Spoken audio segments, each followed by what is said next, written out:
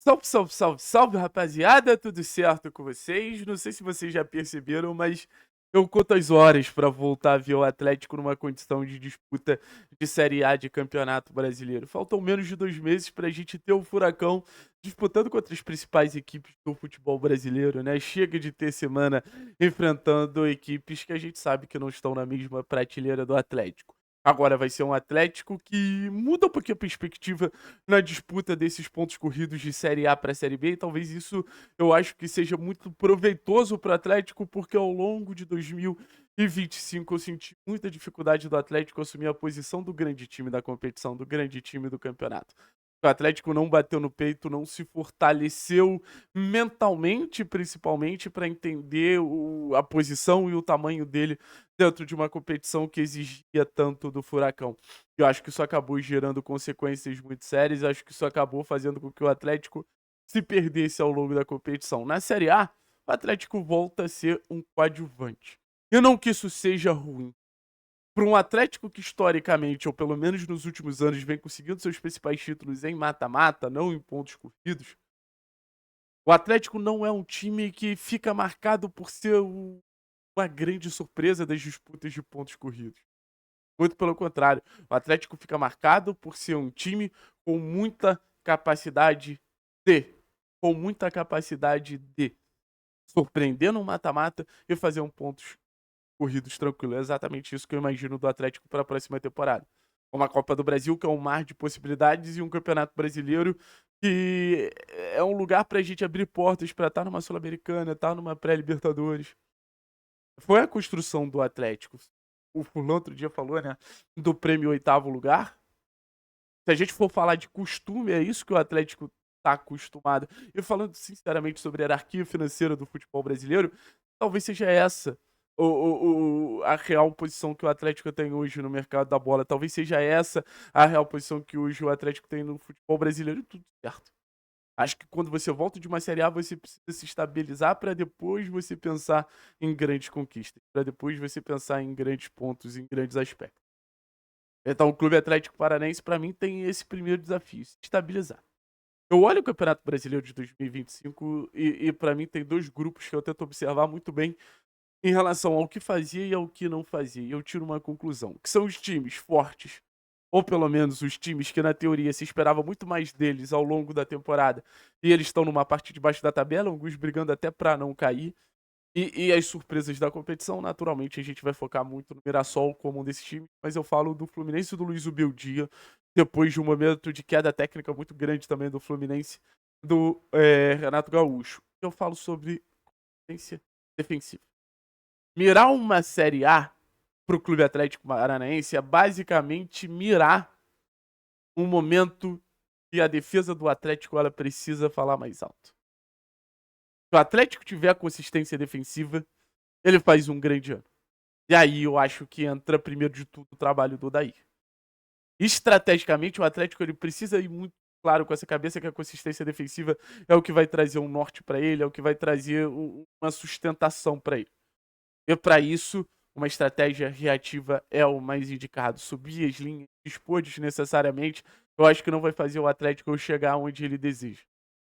O Atlético precisa ter um time consistente, o Atlético precisa ter um time equilibrado, o Atlético precisa ter um time que, de certa forma, comece com uma defesa forte para depois a gente ir ganhando um meio-campo de qualidade, um ataque efetivo. E aí, esse jogo reativo acho que é o primeiro passo e acho que naturalmente parte do daí. Mas eu acho que a gente precisa falar também sobre a nossa defesa e sobre o nosso contexto defensivo. Porque algo que eu acho que não pode ser esquecido da Série B, e a Série B eu considero um campeonato de muitos aprendizados para o Atlético, é como o Atlético ele melhorou defensivamente, melhorou os números, começou a sofrer menos gols. Óbvio, com a chegada do Teran, que eu acho que fica bem marcado. Mas também, quando começa a ganhar os jogos é, né, dentro de uma partida de futebol. E o jogo invisível que o Atlético começou a ganhar com o máximo de constância foi o jogo, sabe de quê? Da pressão. O Atlético, quando começou a pressionar igual ou melhor que os adversários, aí ele deslanchou. O Atlético do começo da Série B era um time que tinha uma pressão muito frágil. Eu acho que a gente vai entrar numa Série A com um elenco com muita capacidade de pressionar. O Zapelli melhorou muito a pressão e acho que você ter um ataque podendo ter Mendonça, Viveiros e Julimar, que são jogadores muito físicos para correr nesse processo de transição, mas também para pressionar, para provocar o erro. Eu acho que a gente pode abrir um mundo de possibilidades para ter uma defesa consistente também a partir a partir dos nossos atacantes. Porque a nossa linha defensiva, obviamente, é uma prioridade. E aí eu começo falando do Santos. Posso dar um palpite para vocês? É uma tentativa de previsão. Mas eu ficaria muito atento com a temporada do Mikael. Acho que a temporada do Mikael pode ser uma temporada de novamente ele assumir um trono do Atlético que ele conseguiu assumir na Série A de 2024 e perdeu na Série B de 2025. Eu acho que em 2025 a gente precisava mais do líder Santos do que do goleiro Santos. Em 2026 eu acho que a gente vai precisar mais do goleiro Mikael do que do goleiro Santos. Mikael é um goleiro que, querendo ou não, é pra estar no auge. Capacidade de explosão física, de cara a cara com o atacante, de saída do gol, de envergadura. São cenários ali que a gente tem ele como um dos principais responsáveis por ter tecnicamente ali tudo que um grande goleiro precisa ter. E não é à toa que a gente viu ele se destacar tanto das seleções de base. E se a gente for pegar os momentos mais inconstância dele, muito mais inconstância mental do que técnica. Nas alas, eu acho que a gente tá indo por um caminho muito legal com Gaston Benavides e o Lucas Esquivel, que são ótimos laterais, mas são principalmente bons defensores.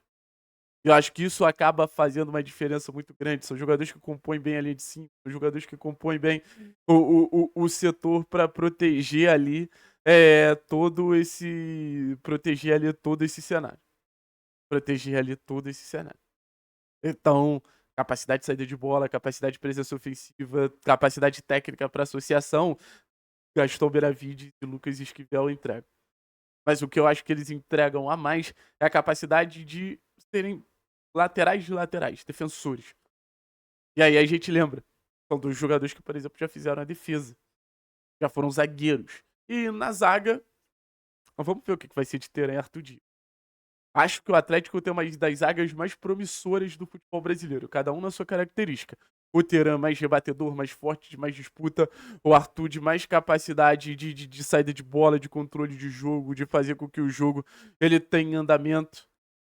Mas também com muita qualidade para defender profundidade. O Teran também com muita qualidade para construir. Acho que eles se complementam, se somam, mas acho que os dois são zagueiros muito completinhos.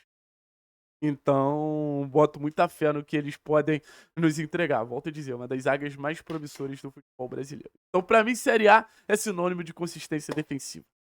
Vamos ver se o Atlético vai conseguir apresentar isso na próxima temporada. Tá chegando, querendo ou não. Tamo junto, forte abraço, é nóis.